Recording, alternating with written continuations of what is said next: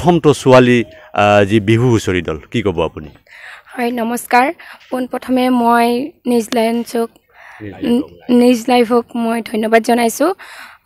আমাৰ পোনপ্ৰথমে আছিলে দখলা অগ্ৰগামী ছোৱালী মিউজিক বেণ্ড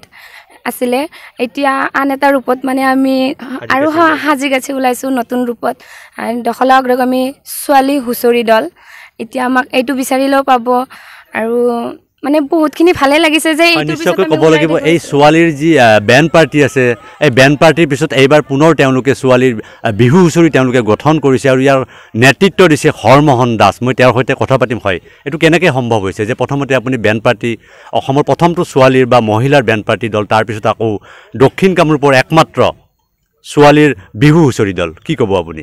নমস্কাৰ প্ৰথমতে নিউজ লাইভত মই আন্তৰিক অভিনন্দন তথা শুভেচ্ছা জনাইছোঁ আপোনালোকে আহি আমাৰ এই পিছপৰা অঞ্চলৰ মানে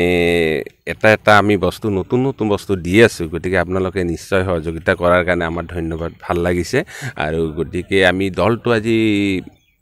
যিটো বেণ্ড পাৰ্টি অসমৰ ৰাইজে আঁকোৱালি লৈছে এওঁলোকে আৰু চেষ্টা কৰিলে ছাৰ এইপিনে এটা আৰু আমি বিহু দল এটা কৰিব নোৱাৰোঁ নেকি মই এওঁলোক যিহেতুকে আছে গতিকে মই তেতিয়া ভাবিলে তোমালোকৰ কাৰণে মই কৰি দিম মাত্ৰ আমি 15 দিনমানত আমি দলটো তৈয়াৰী কৰিলোঁ